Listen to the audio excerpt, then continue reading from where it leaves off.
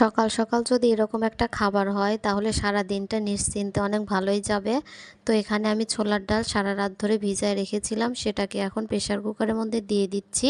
আর একটু দিয়ে দিচ্ছি লবণ।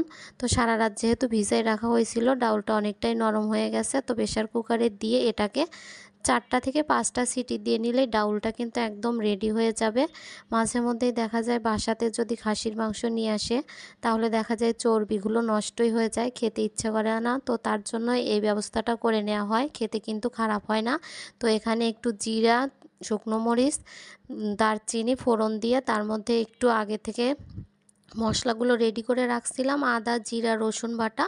তো ওগুলো দিয়ে মশলাটাকে একটু ভালো করে কষায় নিয়েছি। এরপর খাসির মাংসের চর্বি, কলিজা ছিল একটু, সেগুলোকে দিয়ে ভালো করে একটু জল দিয়ে নাড়াচাড়া করে ঢেকে দিয়েছি। তারপর এটা সিদ্ধ হয়ে গেলে তারপর ওই পাশে যে চুলোতে দিয়েছিলাম ডাউলটা সিদ্ধ করতে, ডাউলটাও সিদ্ধ হয়ে গেছে। তো ডাউলগুলোকে এখন মাংসের মধ্যে দিয়ে দিলাম, মাংস বলতে চর্বির মধ্যে দিয়ে দিলাম।